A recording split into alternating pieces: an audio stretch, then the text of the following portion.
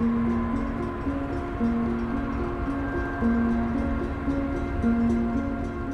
have a lot of friends in the arts community here, and that's, the community I'm part of, music and arts and everything.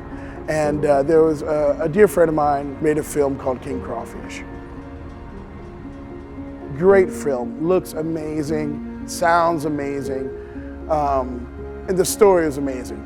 There was one omission. What was missing from the film, I thought, was the Creole culture. That's part of Breaux Bridge. I'm from Breaux Bridge. My family goes back to Saint Martin Parish, living in Saint Martin Parish, over 200 years. My mom does a lot of genealogy research, and I'm an amateur historian too. I have a great interest in the history.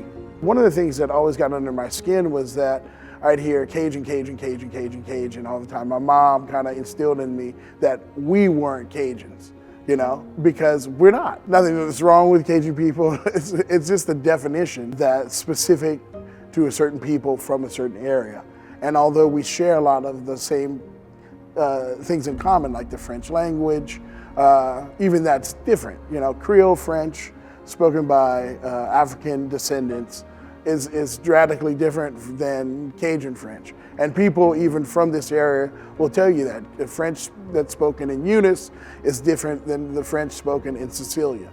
And I think that's a little detail, but it's important. It's affected our community in a way that's profound, that we need to identify why Louisiana is such an amazing place.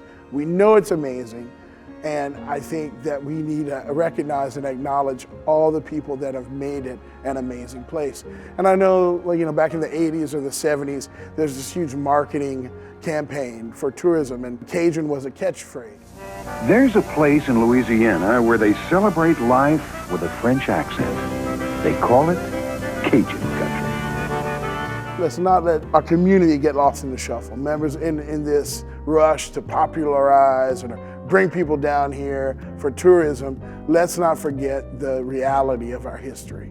I think that can be dangerous because it kind of leaves out a large part of the story and a large part of the population here, and a large reason why the area is so great.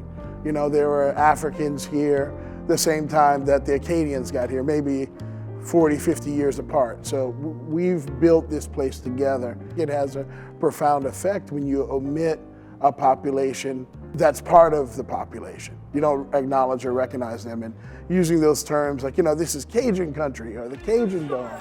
For your Louisiana Raging Cajun. There's no way we're ever gonna be Cajun or identify with that, and it's not about the food you eat or the way you live. It's really about where you're from, because it comes from Acadian, the Acadians, who were descendants from the people that were expelled from Nova Scotia. That is, I think, the definition of the Cajun people. That's their story. I don't fall under that definition. My history is that my people came from France and Africa via the Caribbean.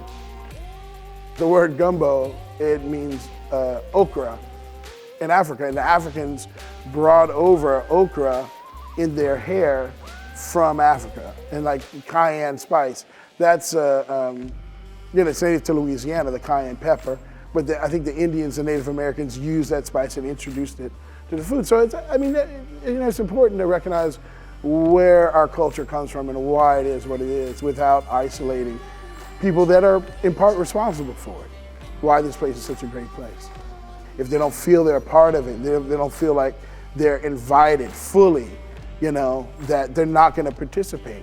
A lot of people talk about, well, why don't a lot of, African Americans go out to restaurants around here? Well, they couldn't, right? 50 years ago, you couldn't.